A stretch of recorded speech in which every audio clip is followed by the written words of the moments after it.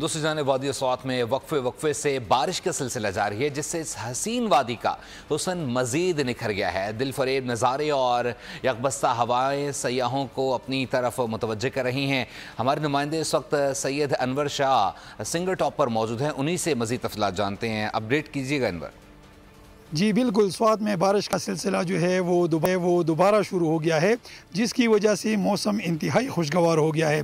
मैं इस वक्त मौजूद हूँ स्वात के तफरीही मुकाम जो मिंगोरा शहर से तकरीबन 40 किलोमीटर के फासले पे है, संगर टॉप, जो सबसे बुलंद नज़दीकी तफरीही मकामात में। यहाँ पे मौसम इंतहाई खुशगवार हो गया है। बारिश का सिलसिला जो है वो वक्फे से जारी है। स्वात के जो बालाई इलाके थे उसमें बारिश का सिलसिला कई दिनों से वक्फे से जारी रहा, लेकिन जो कि मिंगोरा शहर और जो दीगर करीबी इलाके थे वहाँ पर कुछ दिनों से बारिश नहीं हुई थी, जिसकी वजह से गर्मी की शिद्दत काफ़ी बढ़ गई थी। लेकिन अब इन इलाकों में बारिश का सिलसिला शुरू होने के बाद मौसम इंतहाई खुशगवार हो गया है और लोगों ने सुख का सांस लिया है।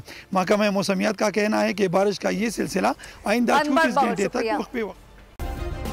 सब्सक्राइब करें और बेल दबाएं ताकि कोई खबर रह न जाए।